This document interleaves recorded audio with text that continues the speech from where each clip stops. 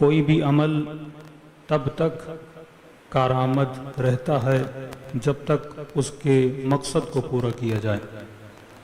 امام حسین ایک خاص مقصد کے لیے کربلا گئے، اہل بیت نے ایک خاص مقصد کے لیے اپنی زندگی کو قربان کیا۔ ہو سکتا ہے جب وہ عمل انجام پا رہا تھا اس وقت انسانوں کی سمجھ میں نہ آئے، یعنی اس دن کا کوفے کے رہنے والا شاید یہ سوچ رہا تھا کہ یزید جیت گیا اور علیاذ باللہ امام حسین نہیں جیتے، لیکن وقت نے یہ بتایا کہ یزید ہار گیا اور حسین جیت گئے۔ جب ہم وقت کے پیراہے میں چلتے ہیں تو ہمیں یہ لگتا ہے کہ میں جیتا ہوا ہوں، لیکن جب میں تاریخ کا حصہ بن جاتا ہوں تو آنے والی قومیں فیصلہ کرتی ہیں کہ میں جیتا تھا یا ہارا تھا۔ ضیاء الحق جب حکومت کر رہا تھا تو یہ سوچ رہا تھا کہ میں جیتا ہوا ہوں۔ کئی چاپلوس لوگ اس کو امیر المومنین کا لقب بھی دے رہے تھے، اور امیر المومنین کا لقب سن کے وہ اسی طرح خوش ہو رہا تھا جس میں تاریخ میں کئی حکمران خوش ہوتے تھے۔ کسی کے کہنے سے کچھ ہوتا نہیں ہے، یہ انسان کا عمل بتاتا ہے کہ انسان امیر ہے یا غلام ہے، با کردار ہے یا بے کردار ہے، فاسق ہے یا متقی ہے۔ تو ہمیشہ ہمارے عمل کو تاریخ میں دیکھا جائے گا۔ آج آپ زندگی جی رہے ہو سکتا ہے آپ کے پاس طاقت بھی ہو، آپ کے پاس پاور بھی ہو، اور آپ یہ سوچو آج تو میں طاقت کے نشے میں گم ہوں، کون مجھے کیا کر سکتا ہے، لیکن یہ وقت بتاتا ہے۔ تبھی خدا کہتا ہے انسانوں کو اگر پرکھنا ہے تو وقت کے دائرے میں پرکھا کرو کہ کامیابی کیا ہے، ناکامی کیا ہے۔ تبھی فرمایا حاسبو قبل ان تحاسبو، آج ہی اپنا حساب کر، یہ نہ ہو کہ کل وقت گزر جائے اور اللہ کو تیرا حساب کرنا پڑے۔ اگر یزید اس دن اپنا حساب کرتا تو آج لعنت نہ پڑ رہی ہوتی، اگر یزید اس دن اپنا حساب کرتا تو آج اتنی نفرت کے لائق نہ ہوتا۔ یزید نے حساب کے لیے خدا کو چھوڑ دیا کہ پروردگارا تو ہی میرا حساب کر، تو یہ وقت یزید کا حساب کر رہا ہے۔ تو انسان کو سوچنا چاہیے کہ 1400 سال گزر گئے، کوئی بھی ایسا عمل اگر اس کا مقصد نہ ہو تو عمل کا کوئی فائدہ نہیں ہے۔ آپ مجلس امام حسین میں آ رہے ہیں، یہ مجلس آپ کو فائدہ دے گی یا نہیں دے گی یہ کیا بتائے گا؟ وقت بتائے گا۔ اگر مجلس آنے والے وقتوں میں میری زندگی میں اثر چھوڑتی ہے تو مجلس کا فائدہ ہے، اگر میری آنے والی زندگی میں کوئی اثر نہیں چھوڑ رہی تو لہٰذا یہ صرف وقت کا گزرنا ہے، اس مجلس سے مجھے کچھ مل نہیں رہا۔ صلوات پڑھے محمد و آل محمد پر۔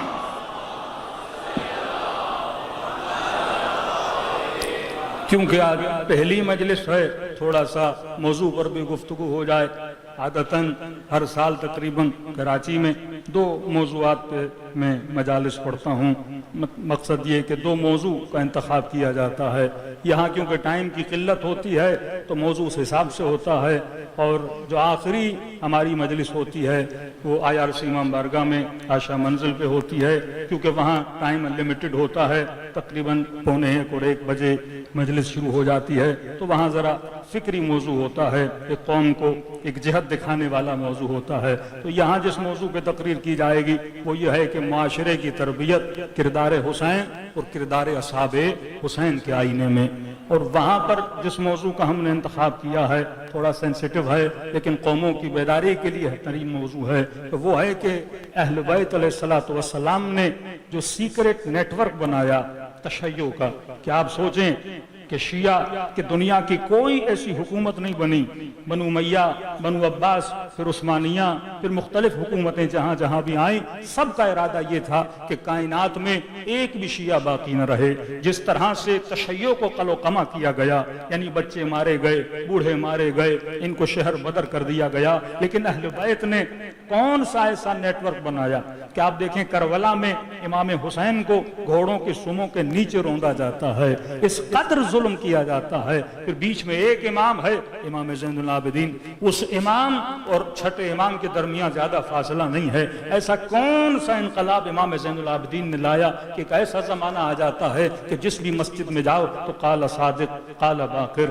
جہاں بھی جاؤ تو علم کی محفلیں ہیں، جہاں بھی جاؤ تو ذکر اہل بیت ہے، یعنی کربلا کے واقعے کے بعد کسی حاکم کو یہ جرت نہیں ہوئی کہ علل اعلان اہل بیت کو قتل کرے. اگر مارتے بھی تھے تو چھپ کے مارتے تھے، اور اگر اہل بیت کو شہید بھی کر دیا تو یہ کوشش کرتے تھے کہ الزام ہمارے اوپر نہ آ پائے. وہ کون سی اسٹریٹجی تھی جس کے ذریعے سے وہ معاشرہ جو امام کش معاشرہ تھا، یعنی قتل کرنے والا معاشرہ تھا، اسی معاشرے کو امام زین العابدین نے ناصر امام بنا دیا، مارنے والے معاشرے کو منتظر امام بنا دیا. وہ کون سی کام اہل بیت نے، کچھ وہ کام ہیں جو ظاہری ہیں، کچھ وہ کام ہیں جو اہل بیت کے سیکرٹ ہیں. the secret network of اہل بیت علیہ الصلوۃ والسلام، اگر آپ اس کو اسٹڈی کریں گے پھر آپ کو سمجھ میں آئے گا کہ آج تشیع اگر کھڑی ہے یہ اہل بیت کی پلاننگ ہے. یا آپ مت سمجھیں کہ حادثات ہو رہے ہیں اور حادثاتی طور پہ شیعہ بن گئے، حادثاتی طور پہ شیعوں نے دنیا میں حکومتیں بنا دی، حادثاتی طور پہ شیعہ استعمار کے مقابلے میں کھڑا ہے،